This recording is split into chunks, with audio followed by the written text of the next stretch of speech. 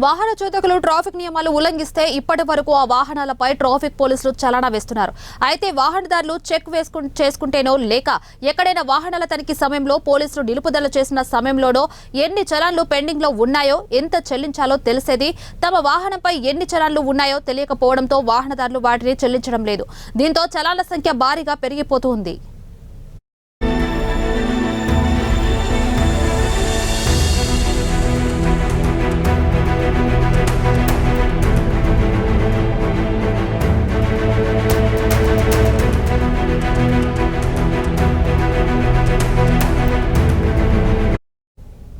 ఈ నేపథ్యంలో తెలంగాణ రవాణా శాఖ చలానాల చెల్లింపులకు కొత్త ప్రతిపాదన సిద్ధం చేస్తున్నట్లు సమాచారం.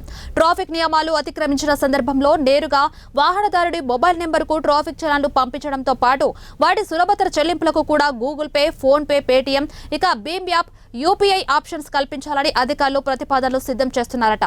వాహనదారుల చలాన జరిమానాలు పెద్ద ఎత్తున పెండింగ్ లో ఉండటం వల్ల ప్రభుత్వ ఆదాయానికి గండిపడుతుంది.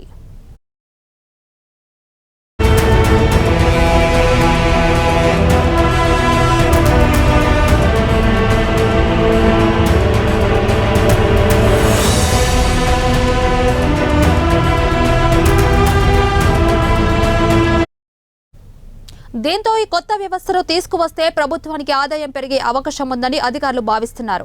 అయితే ఇది ప్రయోగాత్మక దశలోనే ఉంది. అయితే ఈ వ్యవస్థను ముందుగా కొన్ని నగరాల్లో పైలట్ ప్రాజెక్టుగా ప్రారంభించాలని రవాణా శాఖ యోచిస్తున్నట్లు సమాచారం.